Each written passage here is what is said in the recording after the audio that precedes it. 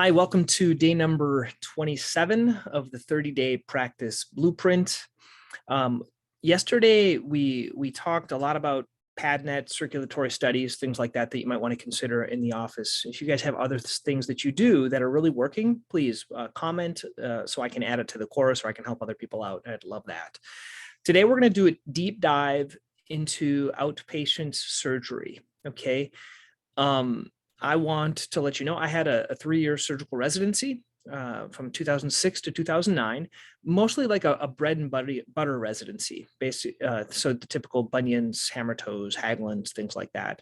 Not a ton of trauma, not a ton of huge reconstruction and midfoot fusions and stuff like that. So I want to preface that, okay? I do surgery usually once a month, okay? Sometimes twice, depending on the patient's needs. I do a lot of outpatient procedures. That's kind of what I like to do. That's my sweet spot, and that's what I enjoy. But I do have a lot of tips because of all my stresses that come from surgery. I'd like to share some of those with you. If you guys do a lot of surgery, if you're trying to pass boards, which is always a challenge for us, and just the paperwork and things like that to get everything done. Let me give you some of my 80-20 tips with surgery. So first, this isn't my idea. I was talking to a different doctor. And he mentioned, if you don't do a lot of surgery, one thought is to be more efficient with time and you're very busy, was to try to get a 7 a.m. Surgical slot and then just do one case like once a week or every other week, something like that. So you don't lose any office time, because really the key is to be in the office, because that's what produces the revenue. The surgical procedures, unless you're doing a lot of them, it's just not the most efficient, okay? Because there can be delayed times, there could be wait time, things like that. Once again, surgical center tends to be better than hospital surgery in terms of turnaround, but you might not have much of a selection there. One thing that's really, really helped me, and this took me a while to learn, is I do surgeries that I am confident in, okay? And I've actually gone to an extent where I've made my own surgery like packet with the surgeries that I do that I feel confident in. And if it's not on that list, then I refer it to one of my colleagues that's more confident in it, okay? And that took me a while to do, guys. I think it's because it's a pride thing. You feel like you should or have to do everything. And I think we don't want to be, I should be able to do all these midfoot fusions, which I really didn't do many in residency. So there's no reason I should be proficient, because I just didn't do a lot of them. And but there are others in my practice that are proficient and they can do them and they do a really good job. And my patients really like it when I say, hey, I'm going to have you see someone else that just does a lot more of these. And they feel really good about that. And the patients get a really good outcome, because all the stresses and all the loss of sleep that I've had comes from things that I just didn't do a ton of and didn't feel confident in. And so it causes me a lot of stress. Okay. I will go over that. My biggest tip for surgery are two things. One is a pre-surgical discussion, and the other is popcorn and the picture I draw. So pre-surgical discussion, I'm going to show you my slides. I have slides. I see patients 30 days prior to surgery. I go over my pre-surgical discussion the same way. I have a video of it as well, where it goes over all of these things. It goes over the common complications and things like that. I'm not going to go over everything, but it's called a pre-surgical discussion. That's something that certainly I think everyone should make. I used to just kind of talk, but then I would forget things. And so I'll go through some of the highlights of that. I'm also going to go through my surgery scheduling notes.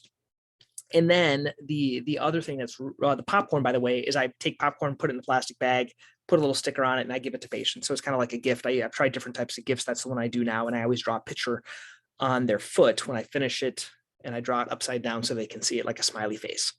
So those are the things I do with surgery to kind of set myself apart. I know there's another doctor locally that he gives a flower, but I do the popcorn. I think it's easier. My kids prepare it here at home. They take the popcorn. They're usually trying to eat more of the popcorn than they are putting it in the bags. But it's unpopped. It's microwave popcorn. Okay. And then the last thing I'm going to share with you guys is something I wish I had when I was starting. And it's a combination. It's called a project transformer. It's just a way to process before surgery and after surgery to get better results. And I'm going to share that with you. I think you're really, really going to like that. If I could have one thing, it would be that. It's really helped my thinking in terms of surgery and how to make things better. Okay, so let me start by sharing my screen here. Okay, So we're going to start with this here. So this is my surgery scheduling notes. Once again, these are all housed right up here, surgery scheduling notes right in my Chrome. Okay. Here are an example of things that I put in my chart. These are like the dot codes that I talked about before. So a pre-surgical discussion when I leave a message, pre-surgical phone call. I call on my patients prior to surgery to see if they have any questions. I also call them the night after. And the way I do that is I think the third Wednesday of the month, I have a recurring text message that I get via follow-up then, okay, third Wednesday of the month at 8 p.m. It texts me and with a link to my medical record. And then I log in and I get their phone number and I give them a call. That's how I do it. I call them after surgery as well. That's another good tip. Here are the surgeries that I do, and I have them all written out. And so like a plantar fasciotomy, selective plantar fascial release, hammer toe, bunion, Keller, kylectomy, Youngswick, matrixectomy, peroneal tendon. You don't have to go all those, but I have them all written down on different ones that I do. And I have everything that I need. And so when I'm seeing a patient, I just take this, I copy it, and I paste it in my medical record when I'm sending it to my assistant to schedule the surgery. So she knows exactly what I need for these procedures. So this has really, really helped me a lot, having these surgery notes in here. And if it's not on here, I don't do a lot of it. And then I'll send it out to someone else. It keeps me honest that way. Here are my surgical slides. This is called a pre-surgery discussion. Basically, I talk about the reasons for surgery, the non-surgical treatments, imaging, the surgical questions, how long the incision will be. I'm not going to go through this whole thing with you guys. I'm going to put a link to one of the videos if you want to watch me doing it. I have a pre-surgical discussion video underneath here. The main things, though, I want to talk about, I talk about anesthesia. I talk about what their bandage is going to be like, what they need after surgery.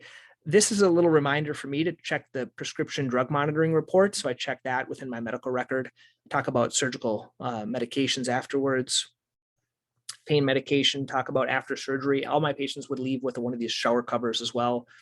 I talk about surgical planning and then important questions. The main reason I have them come here is to talk about this, right? If they smoke, problems with A1C, DVT history, MRSA, and then I talk about all the possible complications. I try to scare them, okay?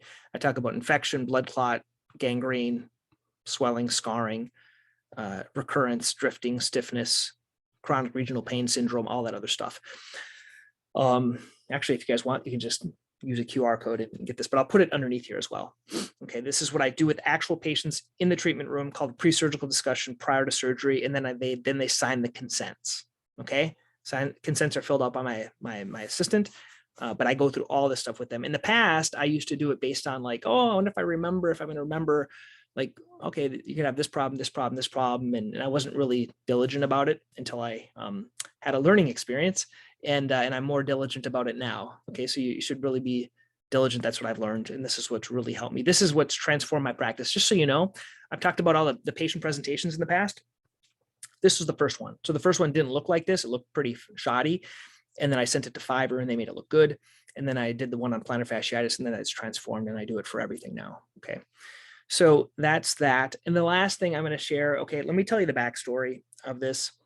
I'm a big, like I've been in something called strategic coach for a number of years and we learn to think on paper. Okay. So basically there's a good book called Think Fast, Think Slow. If you haven't heard of it, it's a good book. But basically thinking slow slows your brain down a little bit and helps you to be much more deliberate. And this has really helped me. So I know you're going to look at this and you're going to be like, Don, what is this? This is nothing. But let me tell you what this does for me. I pre-think and I teach my residents to pre-think surgery prior. Okay. Pre-think what you're going to do and then think about it after to improve the experience. Okay. This is a fabulous form. I'm not gonna teach it because this is like proprietary of strategic coach. But if you guys want to do this on a piece of paper, you can write down these questions. Okay. This is what I print out prior to my surgeries. I used to do it a lot more. And so this is what it's called a project transformer. Basically, it's 2 sheets together.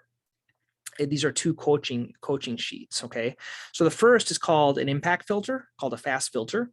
So the purpose, let's say right bunionectomy, and you write on what's the best result. You talk about what like a superb, 33-minute bunion with a screw and for an Austin or something like that. What's the worst result? Like AVN, walking on it, leading to an amputation. What's your success criteria? What needs to happen? Basically, good surgical incision, good surgical closure, educating them about how to stay off their foot, things like that. So that's before. I do this before surgery. Sometimes what I used to do is when I booked the surgery, I would fill this out, and then I would leave this in my surgical bag. And then afterwards, I would do this one. Now, this is the key. It's called an experience transformer, but he calls it a quick transformer. Basically, you try to get some knowledge from your experience. So I took like bunionectomy, and then I would say, well, what worked and what didn't work. So basically, incision was good. I took too much off the medial aspect. I didn't get such a big shift. Or I did get a good shift. I got good fixation, things like that. What didn't work? Well, let's say I didn't get as much of a shift as I wanted to, and I should have done a lapidus or more of a proximal procedure. What didn't work? I wasn't pleased with the post-op x-rays, or the screw stripped, or something else like that. And then this is the key. The key is improvement ideas. Like if you could do it over again, what would you do different? Now, this is a way of thinking. This is a high level method of thinking, kind of the way you can like self-coach yourself. So what I would do in my journal, or if you could make something like this if you want, you can do it for your surgeries. Basically, you fill this out every time. And this can be done for anything, not just surgery. This can be done for marketing. What you're looking to do, what's best, worst, success criteria, and then what actually happened afterwards. So evaluating it after. I think evaluation is really important. When I was a resident, I didn't know about this. And so when I was a resident, what I used to do is I used to go to the gym after work, and I used to replay surgery in my mind, me being in the position of the surgeon, because sometimes I was like riding the Harley, right? Retracting. And then I could move to the proper position. So revisualizing, and then if I could even do it better, what would I do different? And so those are I think those thinking things that really help us out in terms of making ourselves better. So those are my kind of surgical tips that I would have. If you guys have other tips that really work well for you, this isn't to be all inclusive or all encompassing, but it's just some tips that kind of work for me that might help you guys. Once again, we're coming down to the end of this course. Please comment, let me know what you think. If this is helpful, if you have things that are better, if you have other resources, websites, things like that, please include them in the comment section. Like, don't try to sell stuff, right? But just if you want to help other people, that's what I want to do. Help other people with other tips that you may have or your experience. Okay. Once again, thanks guys. And I will see you guys tomorrow. And tomorrow we are talking about content production. Look at that. We start and we end on probably kind of what I like the most, which is this educational stuff and producing content. Try the popcorn thing. Giving your patients a gift. It's kind of a cool thing. Doesn't need to be expensive. Just need to be consistent about doing it. Okay. Thanks.